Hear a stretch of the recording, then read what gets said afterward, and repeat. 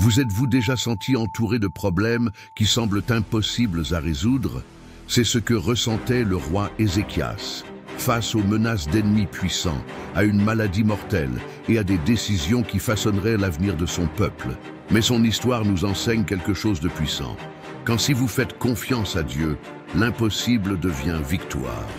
Aujourd'hui, nous allons plonger dans la vie d'un homme qui, comme vous, a fait face à des défis dévastateurs, mais a trouvé la force dans sa foi pour les surmonter. Espoir, miracle et la rédemption. Avant de commencer cette incroyable histoire du roi Ézéchias, je veux vous demander quelque chose d'important. Vérifiez si vous êtes déjà abonné à notre chaîne pour ne pas manquer d'autres histoires inspirantes comme celle-ci. Et en attendant, laissez-nous un commentaire ci-dessous. Avez-vous déjà relevé un défi qui semblait impossible? Nous voulons connaître votre expérience et partager avec vous cette foi qui déplace les montagnes. Partons ensemble pour ce voyage. L'accession d'Ézéchias au trône. L'histoire commence à une époque sombre pour le royaume de Juda. Le peuple vivait sous l'oppression spirituelle et politique qui avait marqué le règne d'Achaz, le père d'Ézéchias. Achaz avait fermé les portes du temple de Dieu, permettant à l'idolâtrie et à la corruption spirituelle de se propager comme un feu incontrôlable à travers la nation. Les rues de Jérusalem étaient pleines d'autels païens et le cœur des gens s'était complètement détourné du Seigneur. Dans ce contexte de désespoir surgit Ézéchias, un jeune homme d'à peine 25 ans qui hérite du trône de Juda. Bien que son père ait complètement abandonné la foi dans le Dieu d'Israël, Ézéchias n'a pas laissé cet héritage spirituel marquer sa destinée. Dès le premier jour de son règne, il prend une décision ferme et courageuse.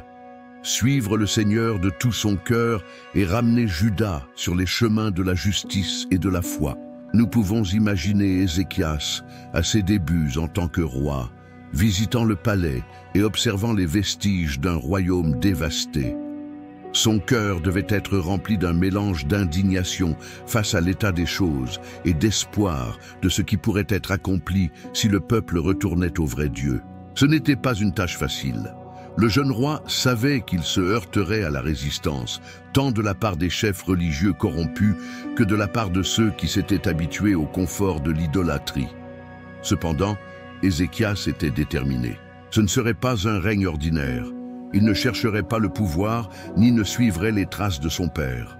Au lieu de cela, cela deviendrait un instrument permettant au peuple de Juda de se souvenir du Dieu qu'il avait fait sortir d'Égypte et lui avait donné la terre promise. Dès le début, Ézéchias a fait preuve d'une foi et d'un courage inébranlables qui inspireront les générations futures. C'est le début d'une histoire pleine de défis, de miracles et de décisions qui transformeront non seulement Juda, mais aussi le cœur de ceux qui entendront parler de sa vie pendant des générations. Avec cette détermination, Ézéchias entamerait une série d'actions qui inaugureraient un renouveau spirituel comme peu d'autres dans l'histoire d'Israël. La réforme spirituelle de Juda. Le roi Ézéchias n'a pas tardé à faire comprendre que son règne serait différent. Dès ses premiers jours sur le trône, il prit des décisions radicales pour transformer l'état spirituel de Juda. Il savait que le peuple s'était éloigné de Dieu, piégé dans des pratiques idolâtriques qui l'avaient conduit à la décadence morale et sociale. Audacieusement, Ézéchias a décidé d'affronter ce problème de front et de ramener Juda au vrai Dieu. L'un de ses premiers actes fut d'ordonner la destruction des autels païens érigés dans tout le royaume. Ces structures, dédiées à des dieux étrangers, étaient des symboles de l'éloignement de Juda de sa foi. Imaginez le jeune roi parcourant les villes, supervisant personnellement la façon dont les autels étaient démolis et réduits en poussière. Chaque coup porté à détruire ces idoles était une étape vers la restauration de la relation du peuple avec Dieu. Ézéchias fit également quelque chose d'impensable sous le règne de son père. Il fit tomber Nehushtan, le serpent d'airain que Moïse avait élevé dans le désert. Bien qu'à l'origine, il ait été un instrument de guérison pour le peuple d'Israël, il est devenu au fil du temps un objet de culte idolâtre. Le roi comprit qu'aucun symbole, aussi important soit-il dans le passé, ne devait remplacer l'adoration du Dieu vivant. Avec une décision ferme, il ordonna la destruction du serpent, précisant que seul le Seigneur méritait la louange et la dévotion du peuple. Mais Ézéchias ne s'est pas arrêté là. Il savait qu'il ne suffisait pas de détruire ce qui était mauvais, il fallait restaurer le bien. Il a donné des instructions pour que les portes du temple de Jérusalem, fermées depuis des années, soient rouvertes. Les prêtres et les Lévites étaient appelés à purifier le temple, en éliminant toute trace d'impureté et d'idolâtrie. Jour après jour, les prêtres travaillaient avec diligence, nettoyant chaque recoin du lieu sacré, sous le regard étonné et plein d'espoir du peuple. La détermination d'Ézéchias était contagieuse. Le peuple a commencé à répondre à son leadership avec un cœur ouvert. Des hommes et des femmes de tous âges se sont rassemblés pour voir le temple retrouver son ancienne gloire, prêt à être un lieu de rencontre avec Dieu. L'image était puissante. Un roi dirigeant sa nation, non pas avec la force militaire, mais avec un appel à la repentance et au renouveau spirituel. Cette réforme a non seulement transformé l'environnement spirituel de Juda, mais a également restauré l'unité du peuple. Les actions d'Ézéchias ont rappelé à Juda son identité de nation choisie par Dieu. Pour la première fois depuis de nombreuses années, il y avait de l'espoir. Les cœurs du peuple ont commencé à retourner vers leur Créateur, et tout cela grâce au courage et à la foi d'un jeune roi déterminé à changer le cours de sa nation. La restauration du temple et la Pâque. Le temple de Jérusalem étant purifié et prêt à remplir son objectif sacré, Ézéchias savait que ce n'était que le début. Le roi avait quelque chose de bien plus grand en tête, quelque chose qui non seulement restaurerait la relation de Juda avec Dieu, mais qui unifierait également le peuple et lui rappellerait les promesses divines oubliées depuis des générations. Il a décidé de rétablir la célébration de la Pâque, cette fête sacrée qui commémorait la libération d'Israël de l'esclavage en Égypte, un moment clé dans l'histoire du peuple de Dieu. Ézéchias, avec un cœur plein d'enthousiasme et de respect, envoya des messagers dans tout le royaume de Juda et dans un geste audacieux également vers les tribus du nord d'Israël. Ces messagers portaient une invitation claire et urgente. Venez à Jérusalem, célébrer la Pâque de l'Éternel, le Dieu d'Israël. Imaginez la scène, des héros parcourant les routes poussiéreuses, proclamant l'appel du roi. Certains écoutaient avec étonnement, d'autres avec incrédulité, et certains, touchés au cœur, commençaient à préparer le voyage. Le message d'Ézéchias était radical, car il allait au-delà des divisions politiques et spirituelles qui séparaient Juda et Israël depuis des décennies. Son invitation n'était pas discriminatoire. Elle était adressée à tous les descendants d'Abraham. Beaucoup dans les tribus du Nord ont rejeté l'appel, se moquant même des messagers, mais d'autres, poussés par le désir de retourner au Seigneur, ont accepté l'invitation et ont commencé le voyage vers Jérusalem. Le jour venu, Jérusalem était pleine de vie. Les rues étaient remplies de familles venues de près ou de loin, chargées de leurs offrandes et de leurs cœurs en attente. Le temple, autrefois abandonné et pollué, brillait désormais de la lumière de centaines de lampes, la fumée des offrandes montant vers le ciel, comme symbole du repentir et de l'adoration du peuple. Pâques était un événement pas comme les autres.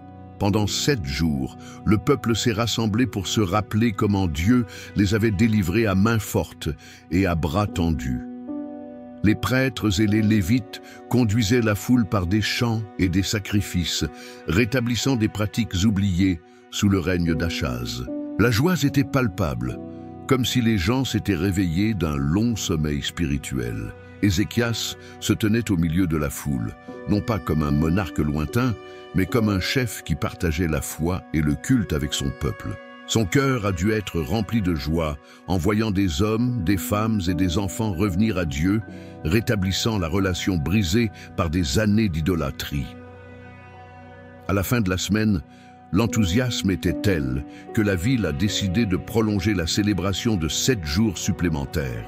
C'était un temps d'unité et de rédemption, Un rappel que même si le peuple s'était éloigné, le Seigneur était toujours prêt à le recevoir. Cette restauration de la Pâque a non seulement renouvelé la foi du peuple, mais a également marqué un tournant dans l'histoire de Juda. Sous la direction d'Ézéchias, la nation avait fait un pas audacieux vers la restauration de son identité spirituelle, se rappelant que son Dieu était un Dieu de miséricorde, de puissance et de rédemption. Est-ce que vous aimez cette histoire? Si oui, n'oubliez pas de laisser votre like. Cela nous aide beaucoup à continuer à partager ce contenu avec vous. Et si vous connaissez quelqu'un qui a besoin d'entendre ce message de foi et d'espérance, partagez maintenant. Vous pourriez être la personne qui inspire sa vie aujourd'hui.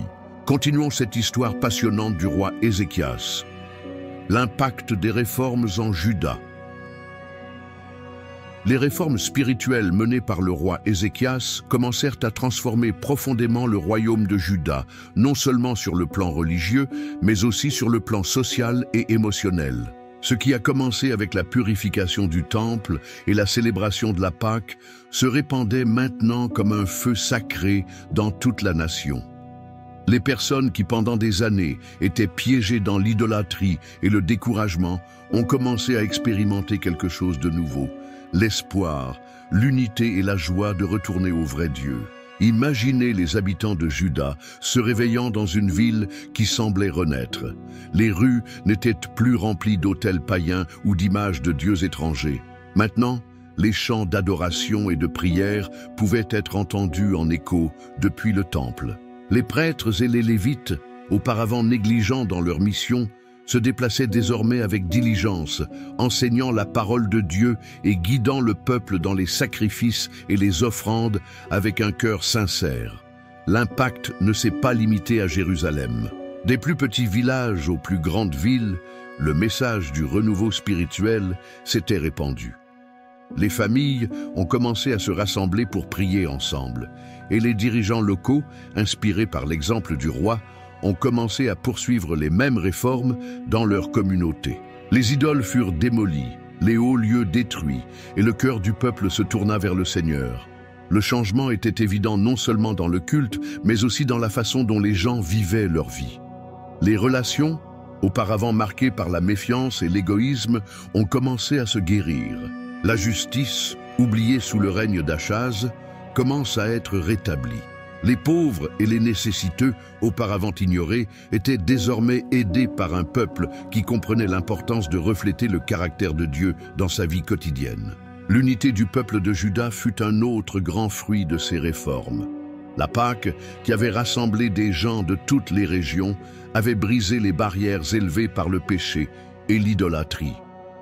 Les familles, séparées par des divisions spirituelles et politiques, étaient désormais assises ensemble, adorant le même Dieu et se rappelant que, malgré leurs échecs, elles étaient toujours le peuple élu du Seigneur. Ézéchias, voyant tout cela, ne pouvait s'empêcher d'éprouver une profonde gratitude. Son cœur était rempli de joie lorsqu'il observait comment la foi était restaurée et comment les gens recommençaient à marcher dans les voies de Dieu. Mais il savait aussi que ce renouveau devait être soutenu. Par conséquent, il a continué à fortifier les prêtres et les lévites, en leur ordonnant non seulement d'accomplir des rituels, mais aussi d'enseigner aux nouvelles générations à connaître et à aimer le Seigneur. L'impact de ces réformes était évident. Juda connaissait une renaissance spirituelle comme on n'en avait pas vu depuis des années. Le peuple avait redécouvert la joie de servir Dieu, et cette transformation affectait non seulement leur cœur, mais aussi le royaume tout entier. La nation qui était autrefois au bord de la ruine prospérait désormais sous la direction d'un roi qui comprenait que la véritable force de Juda ne résidait pas dans ses armées ou sa richesse, mais dans sa relation avec Dieu Tout-Puissant. Ce renouveau a marqué Juda comme une nation rachetée, rappelant à tous que, même dans les moments les plus sombres, le Seigneur est toujours prêt à accueillir ceux qui se repentent et cherchent sa face. Les réformes d'Ézéchias ont non seulement renouvelé le présent de Juda, mais ont également semé un espoir durable pour les générations à venir, la rébellion contre l'Assyrie. Le règne d'Ézéchias s'est déroulé dans une prospérité spirituelle et une foi renouvelée en Dieu, Mais tout n'a pas été paix et joie.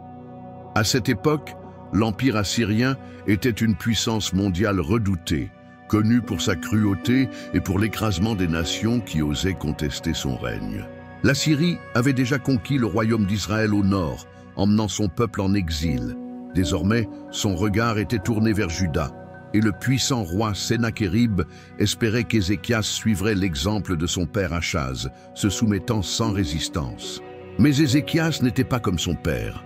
Avec une foi ferme en Dieu et un cœur déterminé, il prit une décision audacieuse. Il refusa de payer tribut à la Syrie et déclara son indépendance du joug oppressif. Cet acte de rébellion n'était pas seulement un défi politique, mais aussi une déclaration de confiance totale dans le Seigneur. Ézéchias comprit que Juda ne pouvait pas prospérer sous le contrôle d'un empire qui ne reconnaissait pas Dieu. Cette décision n'a pas été facile.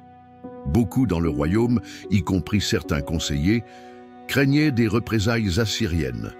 Les histoires de villes détruites et de villes asservies sous la fureur de Sennachérib étaient bien connues. Cependant, Ézéchias ne s'est pas laissé paralyser par la peur. Au lieu de cela, il renforça les défenses de Jérusalem, ordonnant la construction de murs et de tours supplémentaires pour protéger la ville. Il a également supervisé personnellement un projet clé, la construction du tunnel de Siloé, un chef-d'œuvre d'ingénierie qui assurerait un approvisionnement constant en eau à la ville en cas de siège. Pendant ce temps, le roi d'Assyrie, furieux de la désobéissance d'Ézéchias, commença à déplacer ses armées vers Juda. Une à une, les villes fortifiées du royaume tombèrent face à l'avancée assyrienne. La perspective était terrifiante. Une armée imparable, équipée d'armes avancées et connue pour sa brutalité, se rapprochait toujours plus de Jérusalem. Ézéchias, bien que conscient du danger, n'a pas hésité dans sa foi. Il savait que la force de Juda ne résidait pas dans sa puissance militaire, mais dans le Dieu qui avait délivré Israël de l'Égypte et qui avait protégé son peuple dans le passé. Au lieu de rechercher des alliances avec d'autres nations ou d'essayer d'apaiser Sennachérib avec des richesses, Ézéchias s'est tourné vers le Seigneur. Imaginez l'atmosphère qui régnait à Jérusalem à cette époque. La peur était palpable, les rues pleines de rumeurs et de regards inquiets. Mais au milieu de l'incertitude, Ézéchias est resté ferme, appelant le peuple à faire confiance à Dieu. « Ne soyez pas effrayés ni découragés par l'armée assyrienne, dit-il. Avec eux est le bras de la chair, mais avec nous est le Seigneur notre Dieu pour nous aider et mener nos combats. » Cette rébellion contre la Syrie n'était pas simplement une question politique ou militaire. Ce fut une épreuve de foi, un moment au cours duquel Ézéchias dirigea non seulement avec stratégie, mais avec une confiance inébranlable dans la puissance et la souveraineté de Dieu. Et même si l'ennemi était puissant et la menace réelle, le roi savait qu'il avait placé sa confiance en celui qui est plus grand que n'importe quel empire humain. La véritable bataille était encore à venir. Mais Ézéchias avait déjà décidé que quoi qu'il arrive, lui et son peuple feraient confiance au Seigneur. L'invasion de Sennachérib. Le moment le plus redouté est arrivé. Le roi Sennachérib d'Assyrie, enragé par la rébellion d'Ézéchias, mena son armée massive vers Juda. La nouvelle s'est répandue rapidement. Une force imposante avait franchi les frontières, détruisant et soumettant tout sur son passage. Les villes fortifiées, considérées comme impénétrables, tombèrent les unes après les autres sous la brutalité de l'armée assyrienne. Le peuple de Juda, terrifié, voyait l'ennemi se rapprocher de plus en plus de Jérusalem, le joyau de sa nation. Imaginez la tension à Jérusalem, alors que les citoyens regardaient des colonnes de fumée s'élever à l'horizon, signalant la destruction des villes voisines. Les rumeurs étaient glaçantes. Les Assyriens ne laissent rien de vivant. Leurs armées sont innombrables. Il était difficile de ne pas sombrer dans la peur, mais le roi Ézéchias savait que ce n'était pas le moment de céder à la panique. Sennachérib, confiant dans sa puissance militaire, envoya des messagers et des soldats pour intimider Ézéchias et tout Jérusalem. Parmi eux se trouvait Rabsaké, un porte-parole habile et arrogant qui est arrivé avec un message clair: capitulation ou risque d'une destruction totale. Devant les murs de Jérusalem, Rabsaké s'adressait non seulement aux dirigeants, mais aussi aux gens qui écoutaient depuis les murs. Son discours était plein de menaces et de ridicule. « À qui fais-tu confiance, Ézéchias, pour te rebeller contre moi? Pensez-vous que l'Égypte va vous aider? Ils sont comme un bâton brisé qui tient dans la main de celui qui s'appuie dessus. Ou as-tu confiance en ton Dieu? N'était-ce pas le même Dieu dont Ézéchias a détruit les autels? Aucun Dieu des nations que nous avons conquises n'a pu sauver son peuple de ma main. Qu'est-ce qui vous fait penser que le Seigneur pourra sauver Jérusalem? » Les propos de Rabsaké étaient calculés pour semer la peur et le doute. Il essayait d'affaiblir la foi du peuple en son roi et, plus important encore, en son Dieu. Il a même parlé en hébreu, la langue du peuple, pour s'assurer que tout le monde comprenne son message. Les murs étaient silencieux et de nombreux cœurs commençaient à vaciller. Ézéchias avait pourtant donné des instructions claires à ses officiers. Ne répondez pas aux provocations. C'était une période de confiance et non de confrontation. Tandis que l'ennemi criait et que la peur s'emparait de certains, le roi resta ferme, cherchant la direction de Dieu. À l'intérieur du palais, Ézéchias ne prévoyait pas de stratégie militaire élaborée ni ne cherchait des alliances avec d'autres nations. Au lieu de cela, il a fait quelque chose de radical. Il est entré dans le temple et a présenté la situation devant le Seigneur. Ézéchias a prié sincèrement et humblement, reconnaissant la menace réelle, mais déclarant également sa totale dépendance à l'égard de Dieu. L'invasion de Sennachérib fut une épreuve monumentale. Ce n'était pas seulement une crise militaire, mais aussi une bataille spirituelle. Céderait-il à la peur, se fiant aux paroles des Assyriens, ou s'accrocherait-il à la promesse selon laquelle le Seigneur était leur protecteur et leur salut? À ce moment critique, Jérusalem était en suspens face à un ennemi qui semblait invincible. Mais Ézéchias, guidé par sa foi, savait que la véritable puissance ne résidait pas dans le nombre de l'armée ennemie, mais dans le Dieu tout-puissant, qui avait promis de protéger son peuple.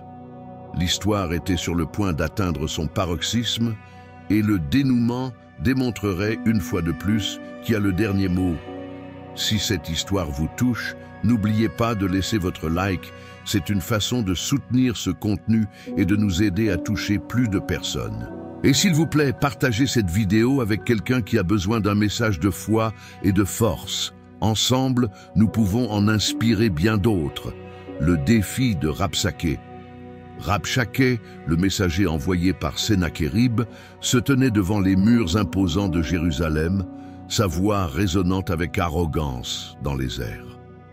Les dirigeants de Juda, chargés par Ézéchias d'affronter le porte-parole, le regardaient d'en haut avec une tension sur le visage, tandis que les habitants de la ville se rassemblaient silencieusement derrière eux. Tout le monde savait qu'il ne s'agissait pas d'un simple échange de mots. Ce qui était en jeu était la foi et la survie du peuple de Dieu. Sur un ton moqueur, Rabsaké a commencé à parler. Son discours soigneusement conçu pour semer le doute et la peur dans le cœur du peuple. « Écoutez les paroles du grand roi, le roi d'Assyrie !» s'exclama-t-il. « Sur quoi Ézéchias s'appuie-t-il pour vous pousser à vous rebeller contre mon Seigneur? Pensez-vous que l'Égypte, ce bâton brisé, puisse vous sauver? Ou as-tu confiance en ton Dieu, le même Dieu dont tu as démoli les autels ?» a poursuivi le porte-parole en augmentant l'intensité de ses propos. Ne vous laissez pas tromper par Ézéchias lorsqu'il dit « L'Éternel nous délivrera ». Regardez les nations que nous avons conquises. Leur Dieu pourrait-il les sauver? Qu'est-ce qui vous fait penser que votre Dieu sera différent? Abandonnez-vous maintenant et épargnez-vous la souffrance qui vous attend. Les paroles de Rabsaké, prononcées en hébreu pour s'assurer que tout le monde les comprenait, semblaient déchirer l'air. C'était un défi direct, non seulement au roi Ézéchias, mais aussi au Dieu d'Israël. Depuis les murs, les officiers envoyés par Ézéchias écoutaient en silence, suivant les ordres de leur roi. Ne répondaient pas un mot. La population de Jérusalem écoutait avec une inquiétude croissante. Les paroles de Rabshakeh étaient pleines de venin, et certains commençaient à se demander si leur foi serait suffisante pour affronter un ennemi aussi puissant. Les histoires de villes détruites et de nations soumises par la Syrie étaient bien connues. La peur était palpable, mais il y avait aussi un profond silence, un silence rempli d'attente et d'espoir. Pendant ce temps, Rabshakeh ne s'est pas arrêté. À chaque phrase, il essayait d'affaiblir la confiance du peuple en son roi et en son Dieu. Son objectif n'était pas seulement de conquérir Jérusalem, mais aussi d'humilier Ézéchias et le Seigneur qu'il servait.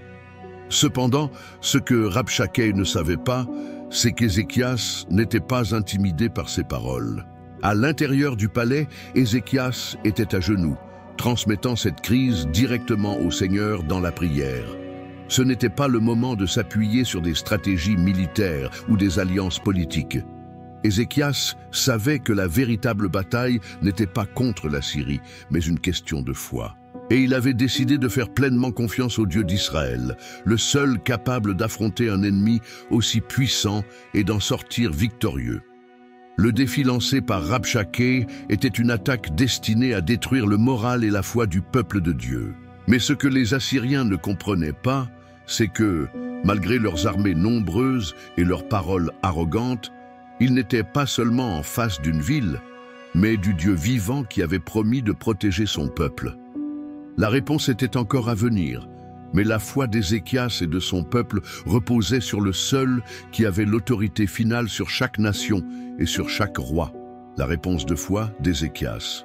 Au milieu des menaces de Rabshakeh et de l'arrivée imminente de l'armée assyrienne, Ézéchias a fait preuve d'un leadership qui non seulement recherchait la sécurité de son royaume, mais honorait également Dieu.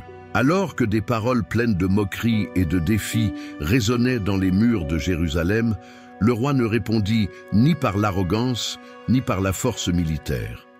Au lieu de cela, il s'est tourné vers l'endroit où il savait qu'il trouverait la véritable aide, le Seigneur. Ézéchias comprit qu'il ne s'agissait pas seulement d'une bataille physique, mais d'une confrontation spirituelle.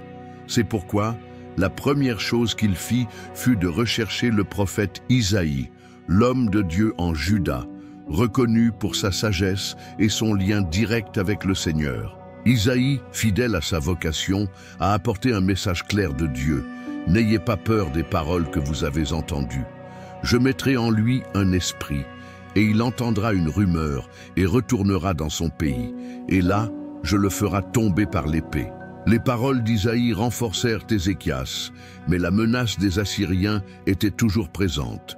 Sennachérib, après avoir appris que sa première tentative d'intimidation n'avait pas fonctionné, envoya une lettre directement au roi Ézéchias. Il y répétait ses menaces, se moquant une fois de plus du Dieu d'Israël. « Ne vous laissez pas tromper par votre Dieu, en qui vous avez confiance, en disant « Jérusalem ne sera pas livrée entre les mains du roi d'Assyrie. » Nations, leurs dieux ne le feront pas. Ils pourraient les sauver, et les vôtres non plus. À la réception de la lettre, Ézéchias n'a répondu ni par la colère ni par le désespoir. Au lieu de cela, il prit la lettre et monta au temple. Là, dans un acte de profonde humilité et de dépendance, il distribua la lettre devant le Seigneur. Ce geste était plus que symbolique. C'était une déclaration selon laquelle le roi ne faisait pas confiance à sa propre force ou aux stratégies humaines, mais entièrement à la puissance et à la justice de Dieu. Ézéchias a prié avec un cœur sincère et plein de foi. Sa prière n'était pas un cri de désespoir, mais un plaidoyer fondé sur le caractère de Dieu.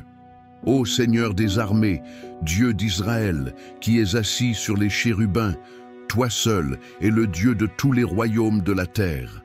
Incline ton oreille, Seigneur, et écoute. Ouvre, Seigneur, tes yeux et vois.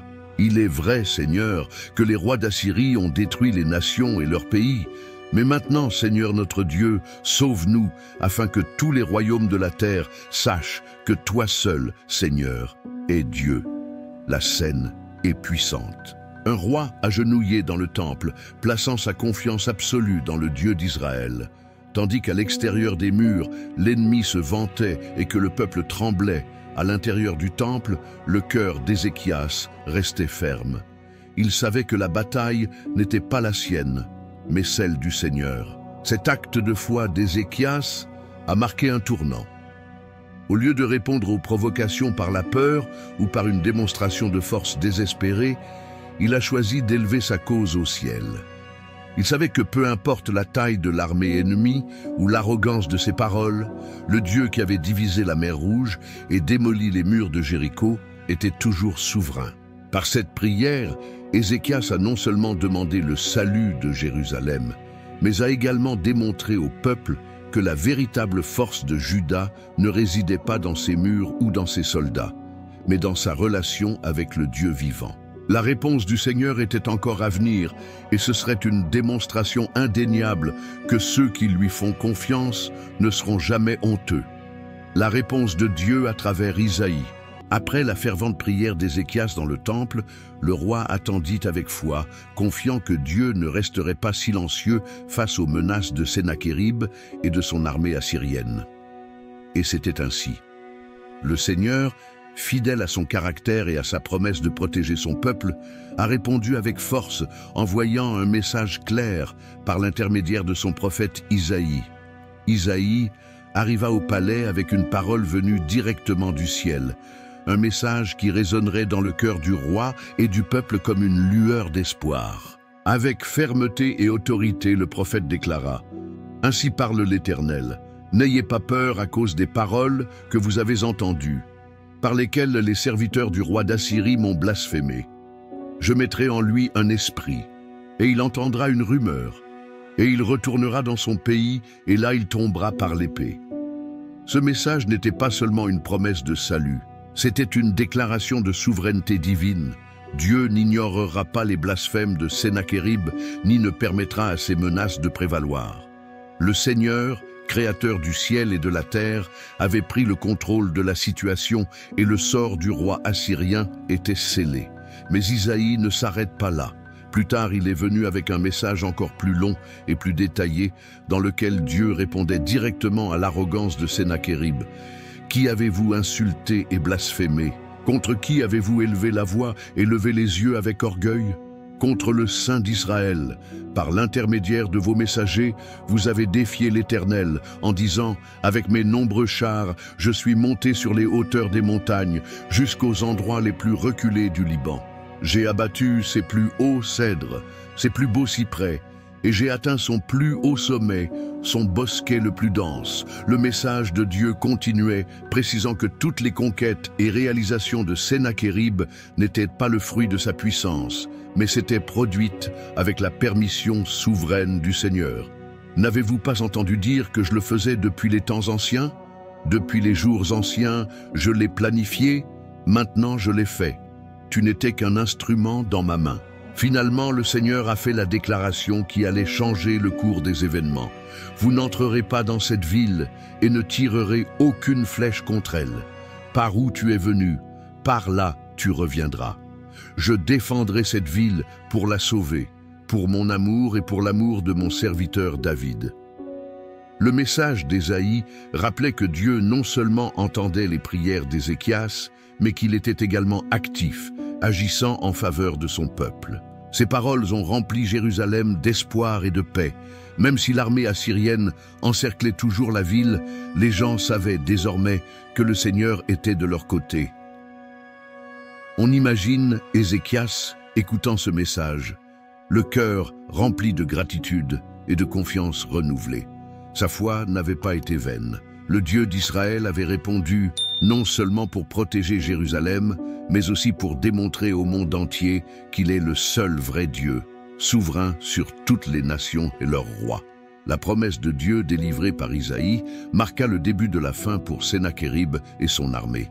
Même si l'ennemi semblait invincible, il était désormais clair qu'il n'avait aucune chance face à la puissance et à l'autorité du Seigneur. La réponse divine a non seulement assuré le salut de Jérusalem, mais a également renforcé la foi du peuple, en lui rappelant que celui qui a confiance en Dieu n'est jamais abandonné. Le miracle de la libération de Jérusalem. La tension à Jérusalem était palpable. L'armée assyrienne, connue pour sa brutalité et son nombre écrasant, a continué de camper autour de la ville.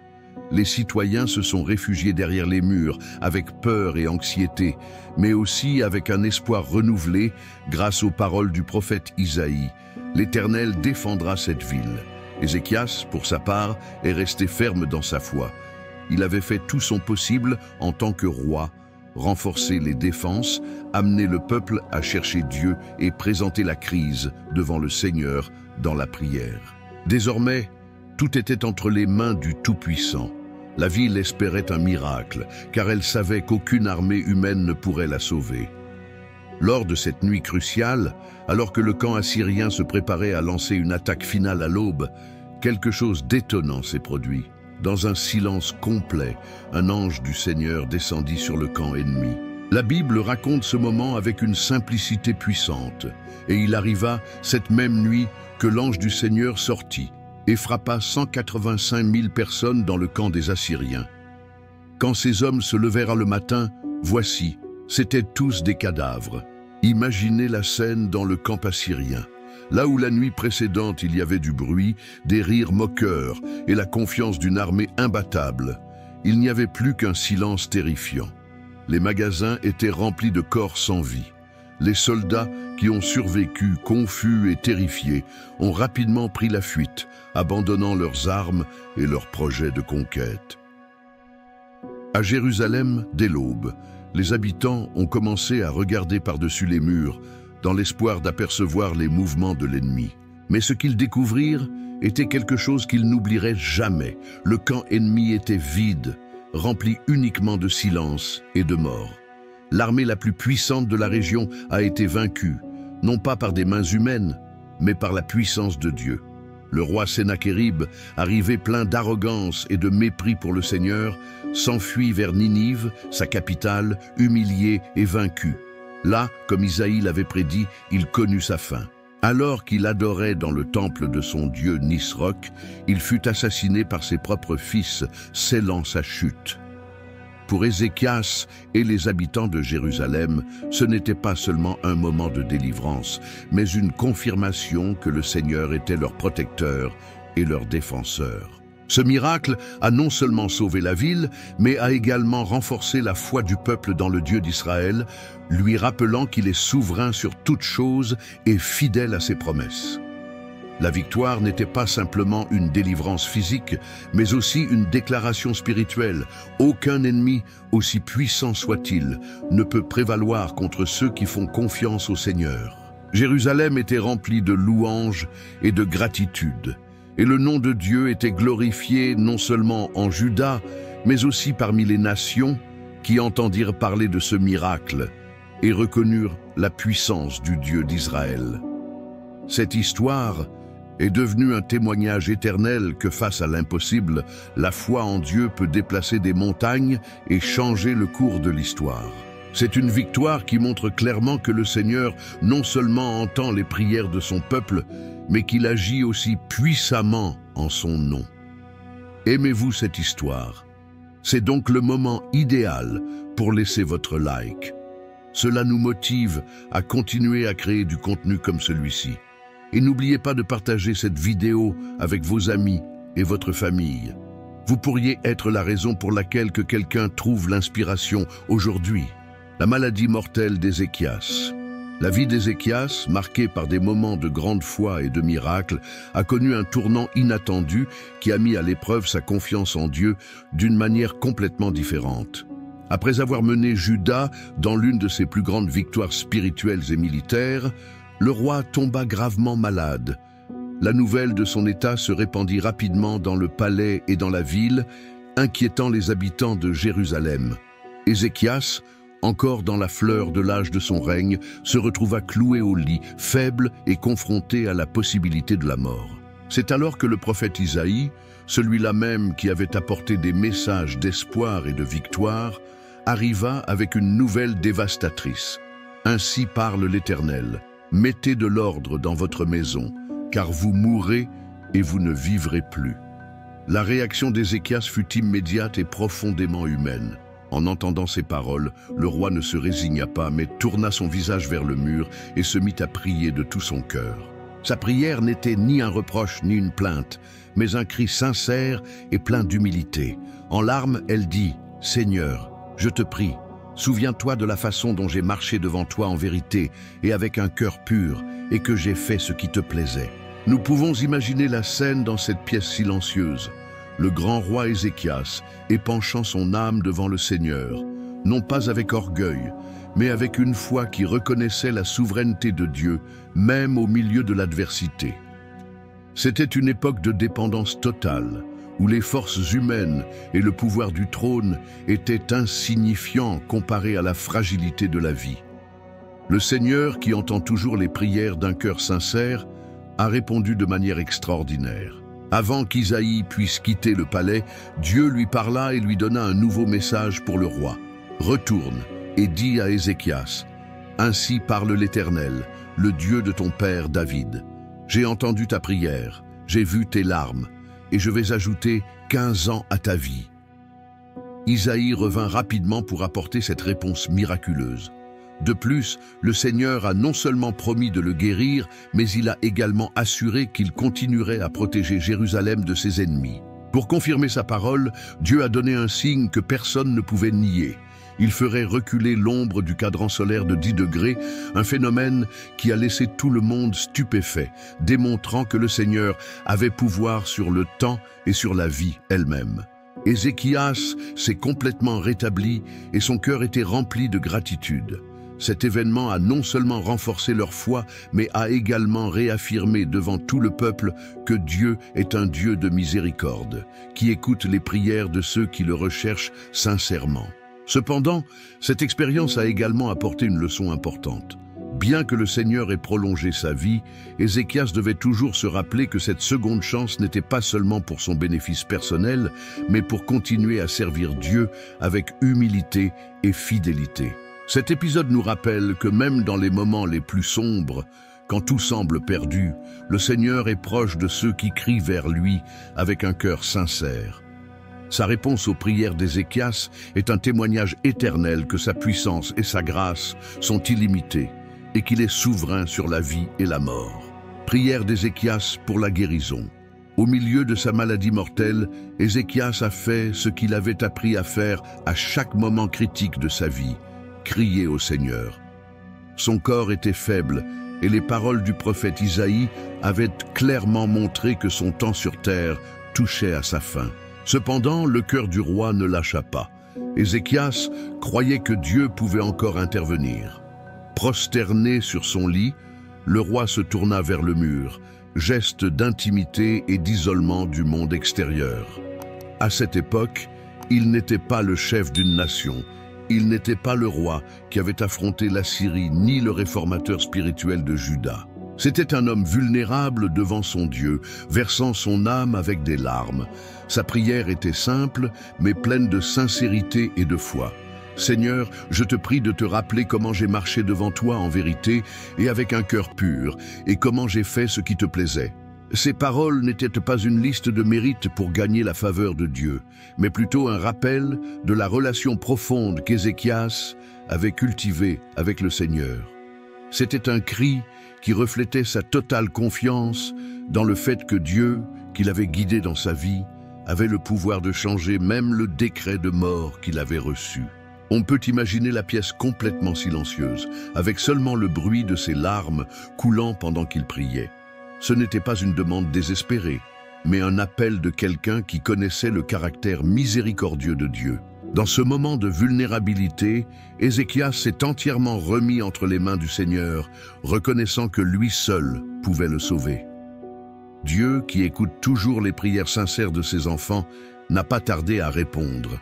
Avant que le prophète Isaïe puisse quitter le palais, le Seigneur parla de nouveau. « Retourne et dis à Ézéchias, j'ai entendu ta prière, j'ai vu tes larmes, et je vais ajouter 15 ans à ta vie. » Ce message n'était pas seulement une réponse directe au cri d'Ézéchias, mais aussi une démonstration de l'amour et de la compassion de Dieu.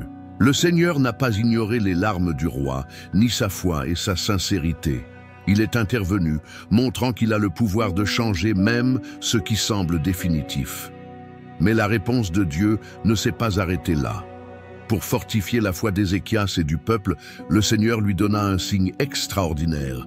Il ferait reculer l'ombre du cadran solaire de 10 degrés. Ce miracle a non seulement confirmé la promesse de guérison, mais a également montré que le temps lui-même était entre les mains du Seigneur. Ézéchias, en entendant la réponse de Dieu, éprouva un profond soulagement et une immense gratitude. Sa prière avait été exaucée et sa vie, qui semblait destinée à se terminer, avait désormais un nouveau but. La guérison qu'il a reçue n'était pas seulement une bénédiction personnelle, mais aussi un puissant témoignage pour tout le royaume de Juda. Cet épisode nous rappelle que même dans les moments les plus sombres, Dieu est proche de ceux qui l'invoquent avec foi et humilité. La prière d'Ézéchias est un exemple de la façon dont une confiance totale dans le Seigneur peut apporter l'espoir et la restauration, même lorsque tout semble perdu. C'est un rappel intemporel que le Dieu que nous servons est un Dieu qui entend, voit nos larmes et a le pouvoir de faire des miracles dans nos vies. Le miracle de la prolongation de sa vie. Le miracle que Dieu a opéré dans la vie d'Ézéchias était un témoignage de la puissance et de la miséricorde du Seigneur, qui répond aux prières sincères de son peuple. Isaïe avait à peine quitté le palais que Dieu lui donna un message surprenant et plein d'espoir. « Retourne et dis à Ézéchias, j'ai entendu ta prière, j'ai vu tes larmes, et je vais ajouter 15 ans à ta vie. » Non. Isaïe, avec le même empressement avec lequel il avait délivré le premier message de mort, retourna dans la chambre du roi pour partager cette incroyable nouvelle. Le regard du prophète reflétait l'autorité et la certitude que ce message n'était pas humain, mais divin. Devant le roi Ézéchias prosterné, Isaïe déclara avec solennité et joie les paroles de Dieu, « Le Seigneur vous a entendu. Non seulement cela vous guérira, mais cela vous donnera 15 années de vie supplémentaires.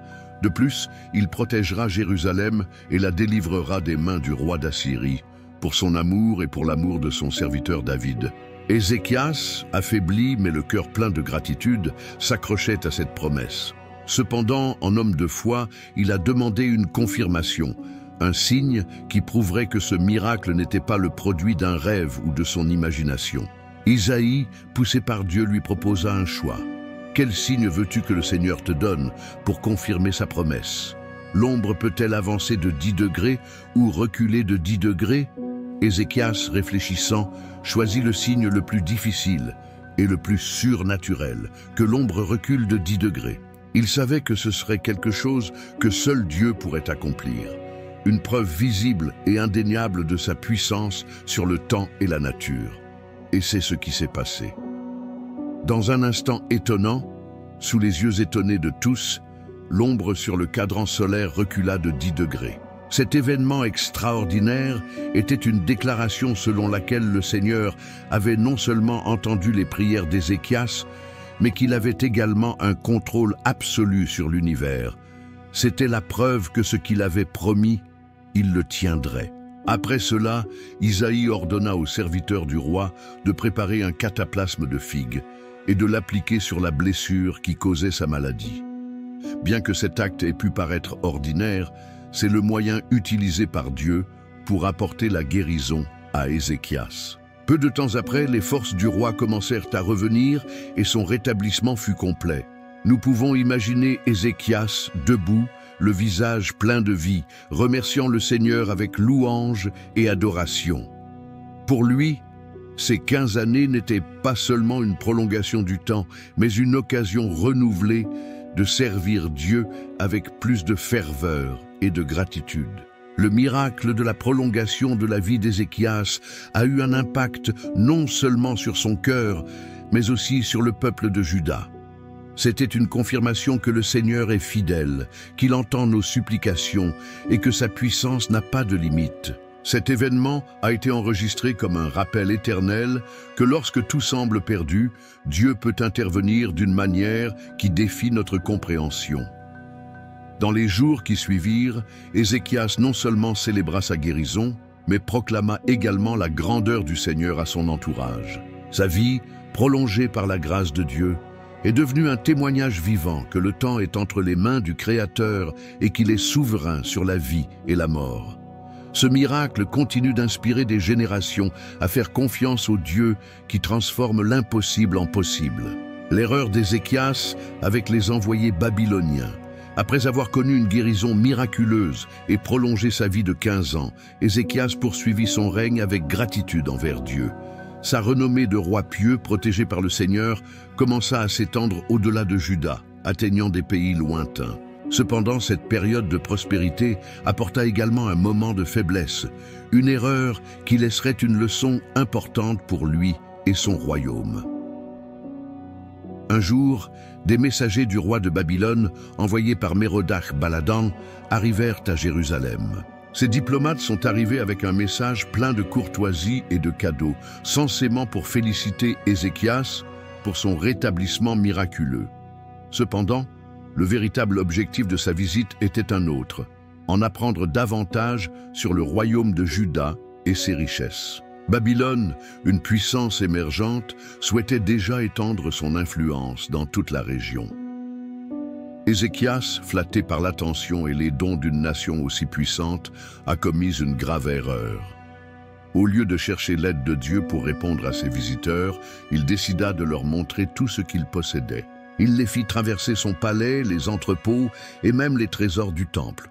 Rien n'a été laissé au hasard. L'or, l'argent, les épices, les armes et toutes les ressources qui faisaient de Juda un royaume prospère étaient exposés aux yeux des Babyloniens.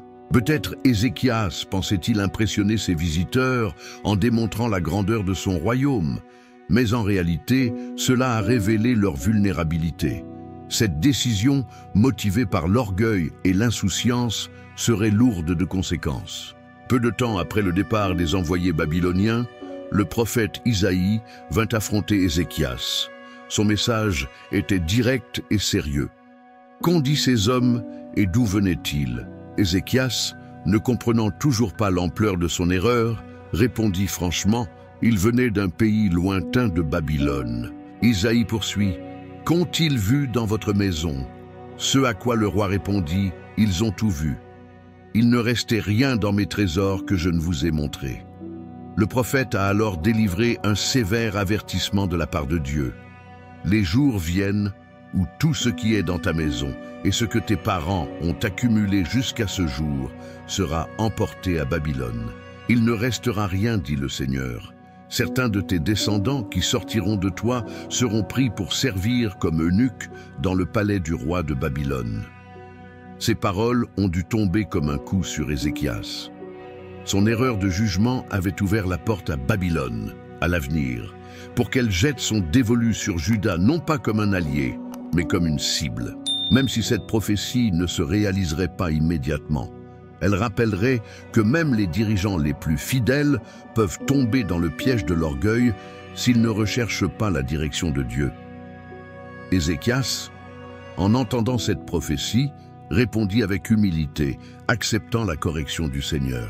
Cependant, il a également exprimé son soulagement de savoir que pendant son règne, la paix et la sécurité régneraient. Sa réponse, bien que sincère, reflète un moment de faiblesse humaine. La tentation de se concentrer davantage sur les bénédictions présentes que sur la responsabilité envers les générations futures. Cet épisode nous enseigne que l'orgueil et l'insouciance peuvent obscurcir le jugement, même celui de ceux qui sont profondément liés à Dieu. Cela nous rappelle également l'importance de toujours rechercher la direction divine dans chaque décision, surtout lorsque nos actions peuvent affecter les autres. L'histoire d'Ézéchias et des envoyés babyloniens est un avertissement intemporel selon lequel la dépendance totale à l'égard de Dieu ne doit pas se limiter au temps de crise, mais aussi s'étendre au temps de prospérité. L'héritage d'Ézéchias. La vie d'Ézéchias a pris fin après un règne de 29 ans, marquant une période qui a laissé des traces profondes dans l'histoire de Juda. Son leadership était un exemple de foi, de courage et de dévotion à Dieu, mais aussi d'humanité et d'échec qui enseignent d'importantes leçons. Son héritage ne se mesure pas seulement par les réalisations visibles de son règne, mais aussi par l'impact spirituel qu'il a eu sur son peuple et sur les générations à venir. On se souviendra d'Ézéchias comme du roi qui rétablit le culte du vrai Dieu en Juda. Dès le début de son gouvernement, il fait face à une nation usée par l'idolâtrie et la désobéissance. Mais avec détermination, il détruisit les autels païens, purifia le temple et ramena le peuple à une véritable relation avec le Seigneur. Sous son règne, Juda connut un renouveau spirituel sans précédent, une période de renouveau qui unifia les tribus dispersées et rétablit l'identité du peuple en tant que nation choisie par Dieu. On se souviendra également de sa bravoure face à la menace de l'Empire assyrien. Lorsque Sennachérib assiégea Jérusalem et se moqua du Dieu d'Israël, Ézéchias n'eut pas recours à la puissance militaire ni à des alliances politiques. Au lieu de cela, il cherchait le Seigneur dans la prière et faisait entièrement confiance à son pouvoir de sauver. Sa foi inébranlable à ce moment critique a non seulement apporté une victoire miraculeuse, mais a également laissé un témoignage éternel que Dieu est le défenseur de son peuple. Cependant, l'héritage d'Ézéchias n'est pas sans leçon sur les conséquences de l'orgueil et de l'insouciance. Sa décision de montrer les trésors de Juda aux envoyés de Babylone, bien que motivée par un cœur confiant, a ouvert la porte à de futurs conflits et a rappelé que même les dirigeants les plus fidèles doivent continuellement dépendre de la direction de Dieu dans tous les aspects de leur vie. Cette erreur ne définit pas son règne, mais elle souligne l'importance de l'humilité et de la vigilance spirituelle. La mort d'Ézéchias marqua la fin d'une ère d'espoir et de renouveau pour Juda. Il fut enterré avec un grand honneur, et le peuple se souvint de lui comme l'un des meilleurs rois qui ait jamais gouverné le royaume. Sa vie, pleine de hauts et de bas, reflète la lutte constante de l'humanité pour marcher dans l'obéissance à Dieu, mais aussi la fidélité du Seigneur à guider et à bénir ceux qui lui font confiance. L'héritage d'Ézéchias continue d'enseigner d'importantes leçons. Son histoire nous rappelle que la foi, la prière et la dépendance totale à l'égard de Dieu sont essentielles pour faire face aux plus grands défis de la vie. Cela nous montre également que le véritable succès ne se mesure pas seulement par les victoires visibles, mais aussi par la relation que nous cultivons avec le Seigneur et par l'impact que nous laissons sur les autres. En réfléchissant à sa vie, nous voyons un homme qui, malgré ses imperfections, a choisi d'honorer Dieu et de diriger avec intégrité. Ézéchias nous incite à rechercher le Seigneur à tout moment, que ce soit dans l'adversité ou dans la prospérité, en ayant confiance qu'il est capable de transformer même les circonstances les plus impossibles en un témoignage de sa puissance et de son amour éternel. L'histoire du roi Ézéchias nous montre que même dans les moments les plus sombres, lorsque la maladie, les erreurs ou les menaces semblent nous écraser, il y a toujours de l'espoir si nous mettons notre confiance en Dieu. Comme Ézéchias, nous sommes tous confrontés à des batailles qui semblent insurmontables, mais sa vie nous rappelle que la foi, la prière et l'humilité sont les clés pour ouvrir les portes du miracle. Vous pouvez aussi trouver cette force et cette solution en Dieu. S'il a été fidèle à Ézéchias, il vous sera également fidèle. Si cette histoire du roi Ézéchias vous a inspiré, ne partez pas sans laisser votre pareil. Cela nous aide à continuer à partager ces messages pleins de foi et d'espoir. Et n'oubliez pas de partager cette vidéo avec quelqu'un qui a besoin d'entendre cela. Puissante leçon de vie. Ensemble, nous pouvons pousser ces histoires plus loin et toucher plus de cœurs.